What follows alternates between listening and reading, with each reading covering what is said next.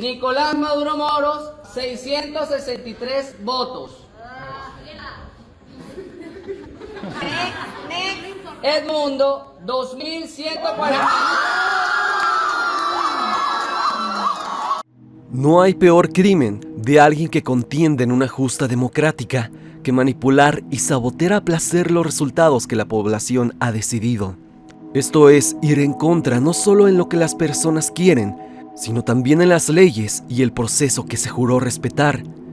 Esto es imposición, y esto siempre termina de una manera trágica para los ciudadanos que votaron en tal o cual nación. Hoy estaremos viendo 4 procesos electorales viciados, sobre todo el más reciente y más sonado en los últimos años, y es el acontecimiento en Venezuela en 2024. Sin más dilación, pasemos con el video del día de hoy. Fraude electoral en Venezuela. Sin duda alguna, 2024 ha sido un año lleno de eventos más que interesantes en el mundo. Desde lo pasado, con el expresidente y ahora candidato de los vecinos del norte, así como lo fue en abril el eclipse solar. Pero el año aún no ha concluido y el mundo aún sigue en curso, dejando oportunidad de que nuevos casos misteriosos se den, así como de acontecimientos inesperados, a la par de sorprendentes. Lamentablemente para la nación venezolana, este es su caso. Recientemente Venezuela vivió uno de los episodios más controvertidos en su historia electoral. Las elecciones presidenciales celebradas el 28 de julio estuvieron marcadas por acusaciones de fraude, manipulaciones y una serie de irregularidades que han puesto en entredicho la legitimidad del proceso y la democracia en el país. El contexto previo a las elecciones de 2024 en Venezuela estuvo dominado por una profunda crisis económica, social y política. Nicolás Maduro, presidente y candidato a la reelección, había enfrentado años de sanciones internacionales, una economía en colapso y una emigración masiva de venezolanos buscando mejores condiciones de vida al extranjero. Desde 2017, más de 7,7 millones de venezolanos han abandonado el país, de los cuales 6,5 millones viven en América Latina y el Caribe. A pesar de este contexto adverso, el régimen de Maduro se mantenía en el poder, en parte gracias al apoyo de aliados internacionales como China, Irán y Rusia, que ayudaban a evadir las sanciones impuestas por Estados Unidos y otros países. La oposición, debilitada y fragmentada, intentaba unificar fuerzas para enfrentar al oficialismo, pero se enfrentaba a un terreno electoral sumamente hostil. Desde el anuncio de las elecciones, las sospechas de fraude comenzaron a surgir. La inhabilitación de los principales candidatos opositores fue una de las primeras señales de alerta.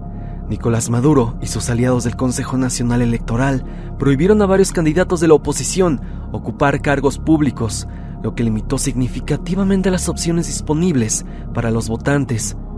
María Corina Machado, una de las líderes más prominentes de la oposición, fue una de las principales afectadas por estas inhabilitaciones. De hecho, esta mujer se proclamó en redes sociales que había sido intimidada, ya que habían vandalizado sus camionetas y las habían dejado prácticamente inservibles. Esto a tan solo unos días de las elecciones. Aparte de la inhabilitación de candidatos, que hubo acusaciones de desinformación y opacidad en el proceso electoral. Organizaciones como Súmate denunciaron que el CNE, es decir, el Consejo Nacional Electoral, que es el órgano rector que dirige las votaciones y el proceso electoral en Venezuela, no estaba difundiendo suficiente información sobre el proceso electoral y la oferta electoral, especialmente en lo que respecta a las ferias electorales y el mecanismo para votar. Esta falta de transparencia generó confusión y desconfianza entre los votantes, muchos de los cuales no tenían claro cómo ejercer su derecho al voto de manera efectiva. Durante la jornada electoral se reportaron numerosos incidentes que apuntaban a la manipulación del proceso, así como a circunstancias que hacían dudar sobre la legitimidad del proceso, como que muchas casillas no abrieron y se mantuvieron cerradas ante las personas. Y era porque esos ciudadanos formados en las casillas tenían toda la intención de votar en contra de Maduro. A su vez se le negó la entrada a muchos organismos internacionales encargados de observar las elecciones, a los cuales se le negó la entrada al país, y esto fue obviamente hecho por el mismo gobierno. También, observadores y opositores denunciaron la presencia de grupos armados y funcionarios encapuchados que intimidaban a los votantes y a los candidatos de la oposición. Freddy Superlano, exdiputado opositor, fue detenido junto con 2 colaboradores suyos por funcionarios encapuchados, siendo él solo uno de las muchas personas las cuales fueron coaccionadas. También hubo reportes de coacción a votantes en varias regiones del país. Testigos afirmaron que simpatizantes del régimen ofrecían dinero y alimentos a cambio de votos a favor de Maduro. También se registraron incidentes en los que militares impedían el acceso a centros de votación a opositores, favoreciendo así al candidato del régimen. Las reacciones internacionales no se hicieron esperar. Estados Unidos, a través de su Dirección Nacional de Inteligencia, advirtió sobre un fraude electoral orquestado por el régimen de Maduro. Según informes de inteligencia, Maduro había colocado a aliados cercanos de la CNE para asegurar su victoria y evitar un fraude flagrante, manteniendo así la fachada de legitimidad. En Latinoamérica, presidentes como Gabriel Boric, de Chile, Lula da Silva de Brasil, expresaron su preocupación por la situación de Venezuela. Ambos mandatarios condenaron las amenazas de agresividad por parte de Maduro y llamaron a la comunidad internacional a estar atentas ante las irregularidades del proceso electoral. Todo esto el día de las elecciones. Hasta ese momento, el 28 de julio, todo iba increíble. Las personas tomaron registro de sus votos y en comunidad comenzaron a contearse, asegurando la victoria en contra de Maduro y proclamando así a Edmundo González como el próximo presidente. La gente estaba en una total fiesta, estaba en las calles, cantando y celebrando, creyendo que por fin el régimen madurista desaparecería. Las votaciones fueron fulminantes. Claramente todos querían que Maduro saliera del poder. Incluso aquellos que se habían salido del país volvían para hacer de su voto la fuerza para luchar en contra de esta dictadura. Pero el horror comenzó cuando se les empezó a prohibir el paso a estas personas, ya que los venezolanos fuera del país no podían regresar a su patria por tierra, por lo que muchos optaron a hacerlo por el mar. Es así que con balsas, lanchas y todo lo que se tenía en la mano, se trasladaron a través del agua, cruzando aquella frontera y llegando a tierras venezolanas. El día pasó y Venezuela celebraba que Maduro ya no iba a estar más en el poder. Pero algo muy extraño ocurrió. La alegría se vivía en la zona. Se podían ver en pantallas cómo Maduro iba perdiendo mientras pasaban los minutos y las elecciones eran contadas. Todo apuntaba a que Maduro perdería, pero ocurrió lo insospechado, o al menos para algunos. Y es que aparentemente el sistema dejó de funcionar. Por minutos no se sabía cómo es que iban los conteos de las elecciones, hasta que el sistema se restauró, anunciando así que Maduro ahora iba a la delantera en el conteo. Los rostros de los venezolanos cambiaron de felicidad a tristeza en solo segundos, y aquella noche las personas totalmente indignadas se levantaron en contra del gobierno, el cual les había visto la cara, haciendo de este fraude electoral más que obvio, incluso al grado de llegar a ser burlesco. La ira, francamente, era incontenible y dejó postales desoladoras. Miles y miles de personas enfurecidas enmarcaban las calles venezolanas. El lugar parecía haber sido el escenario de un conflicto. La escena política una vez más se manchó en corrupción. Como te mencionaba, miles salieron a las calles para manifestar su rechazo al resultado electoral y exigir transparencia. Las protestas, como te estarás imaginando, fueron replegadas en numerosos arrestos e incluso bajas. Edmundo González, candidato presidencial de la oposición, instó a que no hubiera represión y respetar el derecho de los ciudadanos a manifestarse pacíficamente. Aún así, a pesar de lo dicho, aquellas tierras venezolanas en estos momentos son el caos en vida. Las personas están enfurecidas porque saben perfectamente por quién votaron y que Maduro no debería de proclamarse presidente de Venezuela. El fraude es más que evidente y es algo que, a pesar de que tomó por sorpresa a muchos venezolanos, no era algo que de verdad no se pudiera prever. Era obvio que si el gobierno ha pisoteado los derechos humanos y ha quitado tantas libertades a sus ciudadanos, así como que han hecho lo posible para tener un poder absoluto, quitando a la oposición de cargos públicos, así como del parlamento, cosa que hace que un cambio de gobierno sea más que imposible, esto de las elecciones totalmente arregladas, no sorprende de verdad. Hay quienes hablan que estas elecciones fueron totalmente planeadas por el gobierno, y esto al pie de la letra. Simular que había democracia, de que se podía votar por un cambio, era parte de la estrategia de Maduro. haciendo creer que había democracia, pero al final tienen en sus manos a los órganos electorales, por lo que el hecho de que haya alternancia suena francamente difícil, y si algo puede hacer el pueblo venezolano es manifestarse, y quizás solamente de forma pacífica. Varios han dicho que gracias a esto, a las manifestaciones, Maduro había salido del país, pero actualmente hizo una conferencia de prensa en Miraflores, retando a su contrincante Edmundo González a que estén cara a cara. Esto, evidentemente, a Edmundo le costaría su libertad y quizás su integridad. Esto no evitará que los venezolanos protesten y que sean fuertes y masivas estas manifestaciones, pero el poder, sin duda, lo único que esperará es que el pueblo lamentablemente acepte que se dio eso, aparte de hacer lo posible para evitar a toda costa la disidencia. Es triste, pero es lo más probable que pase. Un fraude electoral se da en mayor medida por los que se encuentran en el poder, y eso hace que la mayoría de las veces se salgan con la suya. Tal vez los asuntos podrían ser diferentes, pero se mira francamente lejano. Desde aquí mandamos fuerza al pueblo venezolano y esperemos pronto encuentren justicia ante todos los horrores que están pasando. Y recuerden que ningún tirano dura para siempre.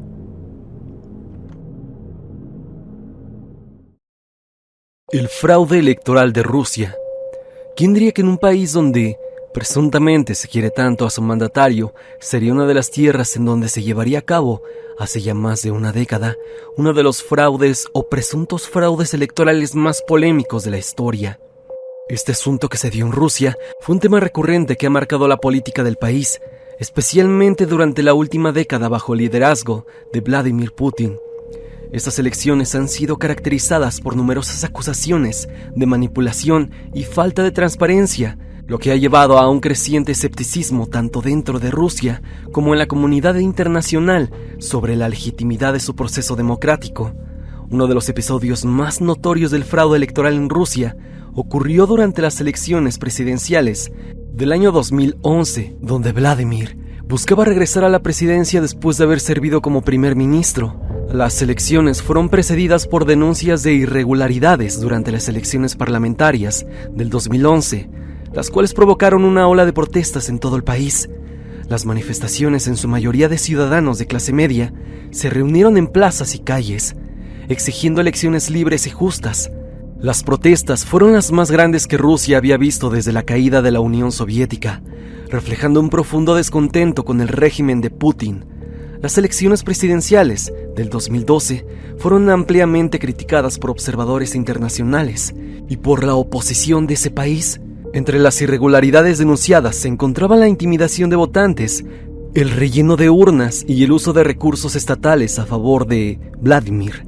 La Organización para la Seguridad y la Cooperación en Europa, la OSCE, informó sobre la falta de competencia genuina y el uso excesivo de los recursos del Estado, incluyendo la cobertura mediática sesgada a favor de Vladimir, la cual le dio una ventaja desleal sobre sus oponentes. A pesar de estas críticas, Vladimir ganó las elecciones con el 63.6% de los votos. Otra instancia significativa del fraude electoral ocurrió durante las elecciones parlamentarias del 2016. En estas elecciones, el partido gobernante, Rusia Unida, obtuvo una victoria abrumadora, asegurando una supermayoría en la Duma estatal, la cámara baja del Parlamento ruso. Sin embargo, múltiples informes de observadores independientes y organizaciones de derechos humanos señalaron una serie de faltas y prácticas fraudulentas. Entre las tácticas más comunes se mencionaron el carrusel de votantes, donde los votantes eran transportados a múltiples lugares de votación para emitir su voto varias veces, y sobre todo la presión a empleados públicos y estudiantes para que votaran por el partido gobernante. Además, hubo numerosos informes de manipulación de los resultados electorales y de la eliminación de papeletas de votación no deseadas. El fraude electoral de Rusia no se limita solo a las elecciones nacionales. Las elecciones regionales y locales también han sido objeto de manipulación. Un claro ejemplo es el de las elecciones regionales en 2018 en Primorsky Krai, donde el candidato del Kremlin inicialmente fue declarado vencedor, pero tras protestas y denuncias de fraude masivo, las elecciones fueron anuladas y se convocaron nuevos comicios. Este incidente mostró una vez más la falta de confianza en el sistema electoral ruso y la disposición del poder a manipular resultados para asegurar su control. La Comisión Electoral Central, que debería ser un organismo imparcial, a menudo es vista como una extensión del Kremlin. Y esto ha llevado a una falta de confianza en la capacidad de la comisión para supervisar elecciones libres y justas. Además, la represión de la oposición y de los medios independientes han registrado severamente la capacidad de los ciudadanos para recibir información no sesgada y para organizarse políticamente. La respuesta del Kremlin a las acusaciones de fraude ha sido en gran medida desestimada y represiva. Los líderes de la oposición que han intentado desafiar el poder del Kremlin han enfrentado persecución, arrestos y en algunos casos, incluso algo peor, como lo es el caso de Alexei Navalny. Y es que a pesar de las denuncias y las pruebas de fraude, el Kremlin sigue manteniendo un control firme sobre el proceso electoral. No importa que exista un caso real en donde el mismo poder haya tratado de silenciar a una persona opositora a Vladimir. Aún a día de hoy hay no solo cientos sino miles, sino es que millones de personas que están a favor del mandatario. Este país sin duda está lleno de cosas que aún no conocemos, y los fraudes electorales y sobre todo las prácticas que llevaron a cabo son solo una de muchas cosas que el Kremlin trata de esconder o de demeritar. Y esto queda como evidencia de que prácticas así no son propias de gobiernos latinoamericanos y del tercer mundo, como Venezuela, y como lo verás próximamente en México. Fraude electoral de México en 2006. Este es por demás uno de los casos de fraude electoral que más ha sonado en la historia del país. En 2006, México fue testigo de una de las elecciones presidenciales más controvertidas de su historia. La contienda entre Felipe Calderón del Partido Acción Nacional, el PAN, y Andrés Manuel López Obrador del Partido Revolución Democrática dejó al país dividido y cuestionando la integridad del proceso electoral. Este evento no solo marcó un hito en la política mexicana, sino que también destacó las debilidades y desafíos del sistema electoral en un país en vías de consolidar su democracia. Las elecciones presidenciales del 2006 se llevaron a cabo en un ambiente político tenso y polarizado. El presidente saliente, Vicente Fox, también del PAN, había llegado al poder en el 2000, terminando con 71 años del dominio priista, es decir, del Partido Revolucionario Institucional, PRI.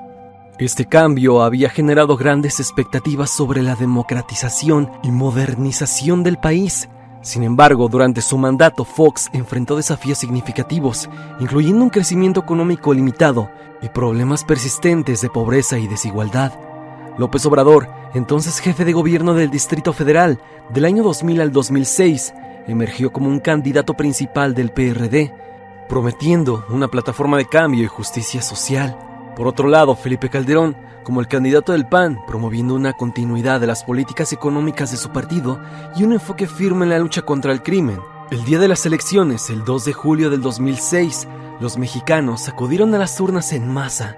Los primeros resultados preliminares indicaban una contienda extremadamente cerrada entre Calderón y AMLO.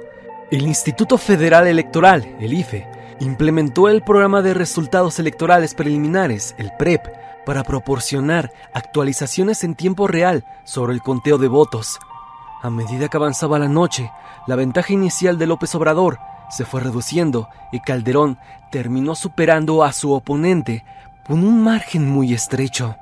Según el IFE, Calderón ganó con el 35.89% de los votos, mientras que López Obrador obtuvo 35.33%, una diferencia de aproximadamente 240,000 votos, que en el espectro nacional de votación es prácticamente nada. Este resultado provocó de inmediato acusaciones de fraude por parte del PRD y de los fieles seguidores de AMLO, quienes argumentaron que hubo irregularidades significativas en el proceso electoral.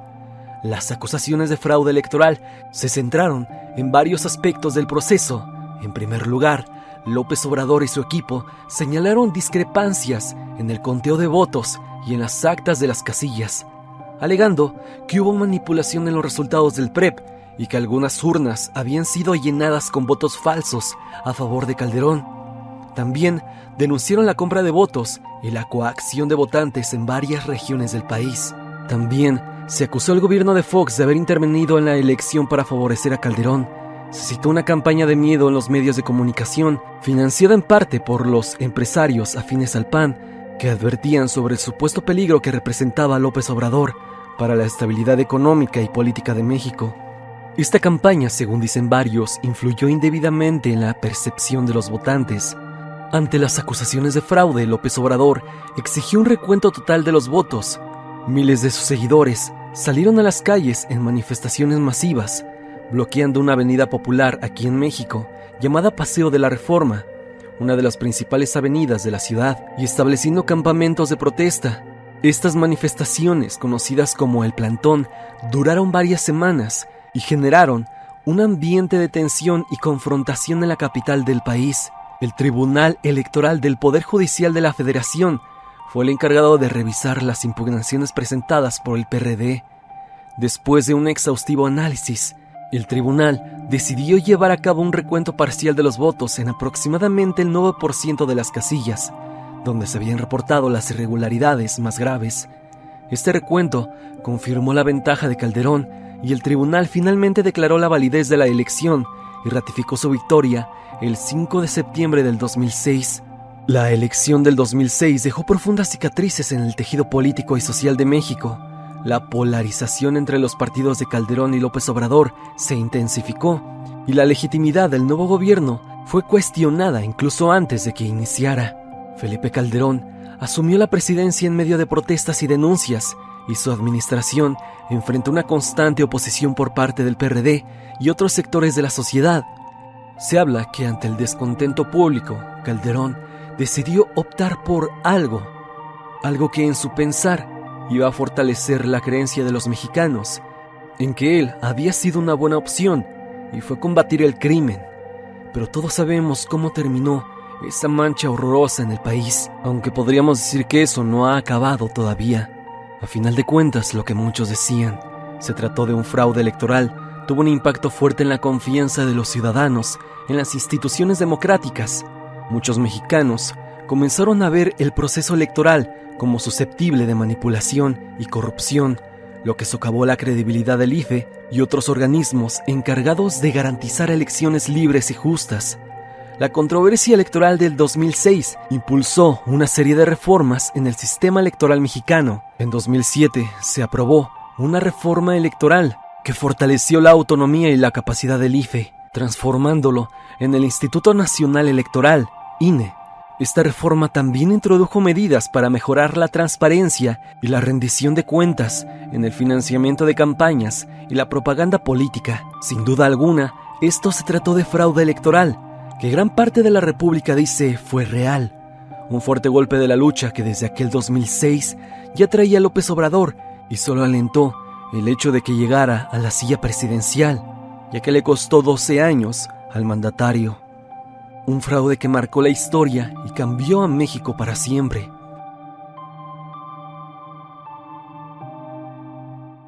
Fraude electoral en México 1988.